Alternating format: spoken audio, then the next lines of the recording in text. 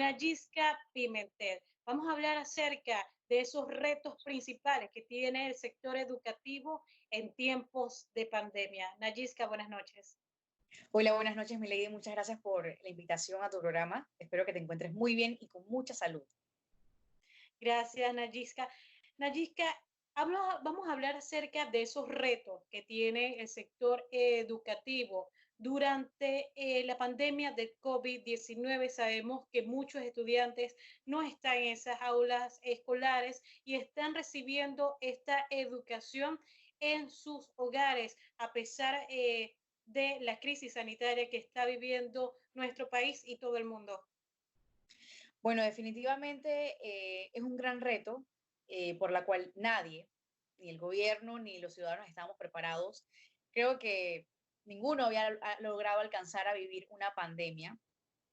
Y yo creo que definitivamente, a pesar de que esta juventud, esta generación llamados millennials, son nativos digitales, el Estado o el gobierno como tal no estaba preparado para migrar digital o electrónicamente y mucho menos con la rapidez con la que se ha tenido que hacer.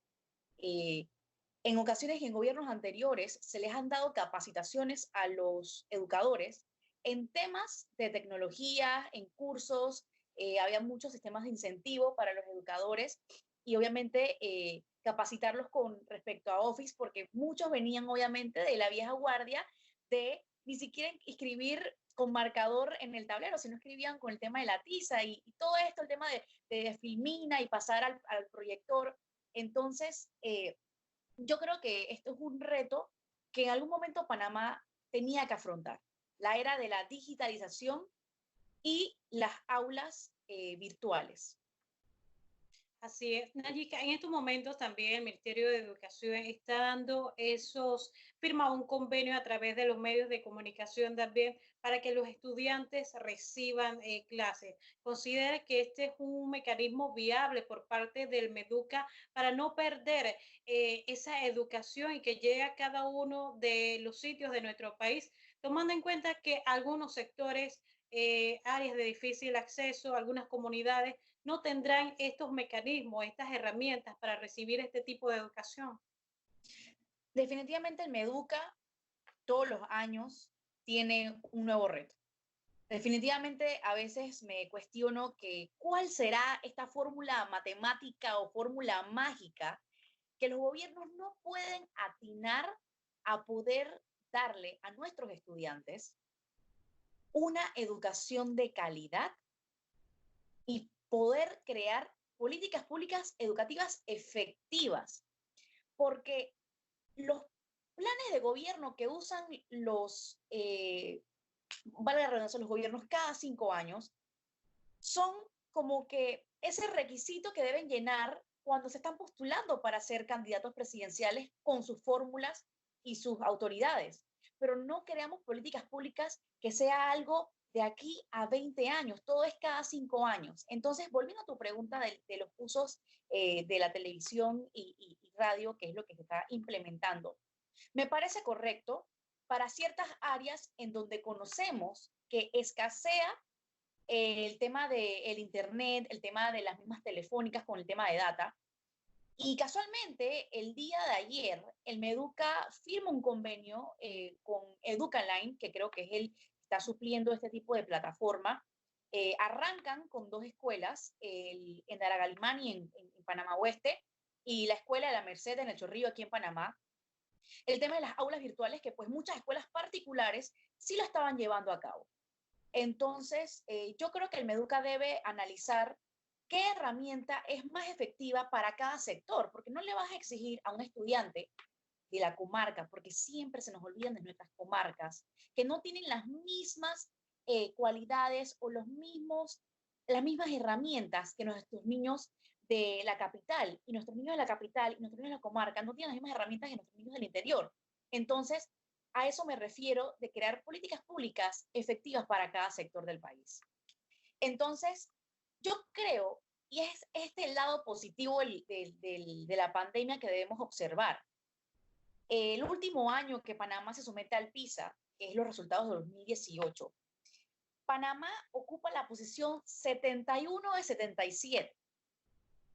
Y una de las recomendaciones que nos hacen las organizaciones internacionales es, aparte obviamente asegurar la buena alimentación de los niños, etcétera, es el poco compromiso o ese poco convivio de los padres con los niños.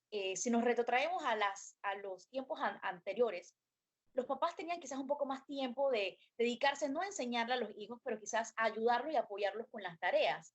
Obviamente, el mundo en el que estamos viviendo tan acelerado hizo que nos olvidáramos de esa convivencia y esto es lo que la pandemia o el coronavirus nos ha hecho recordar e incentivar. Y lo que mencionas de las tareas es correcto. Y no solamente lo estamos viendo en las escuelas eh, públicas, lo estamos viendo en las escuelas particulares, que muchos maestros mandan los talleres, mandan los trabajos, todos uno detrás de otro, pero no hay nadie que le enseñe al estudiante a cómo se realiza esa tarea.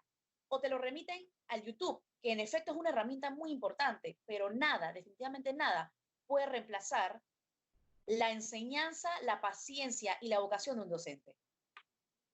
También otro punto con respecto al impacto negativo que tendrá este año lectivo 2020, porque muchos estudiantes no están recibiendo esta educación y es una de las pruebas, estas pruebas PISA que demuestra la calidad de la educación en nuestro país, cómo esto podría afectar también en el futuro. Definitivamente yo creo que este va a ser el reto más importante que tiene el gobierno. No es solamente que los estudiantes no se atrasen, que si los que eran graduandos de sexto año se gradúen en el 2021, ese no es el problema. El problema es mantener a los estudiantes en el sistema. Ese era el reto más importante de que los estudiantes de premedia y de media culminen. Entonces, la situación en la que estamos, en donde va a haber escasez laboral, en donde muchas personas van a afrontar otra situación que no estaban viviendo, es lo que desafortunadamente va a traer este problema o este virus que teníamos antes, que era la deserción escolar. Y es por esto que debemos aportar a la juventud. Y por ahí dice el dicho, la juventud es definitivamente el futuro de una nación. Así que a los, el gobierno, a la ministra de Educación, sigan trabajando con esa vocación que en algún momento los hizo eh, ostentar o querer ocupar estos cargos de toma de decisiones. Así es. Bien, agradecemos a Nayiska Pimentel. Ella también es miembro de Jóvenes Unidos por la Educación, por compartir con nosotros este tema muy importante, los retos educativos en tiempos de pandemia. Nosotros continuamos con más información en PTV Diario.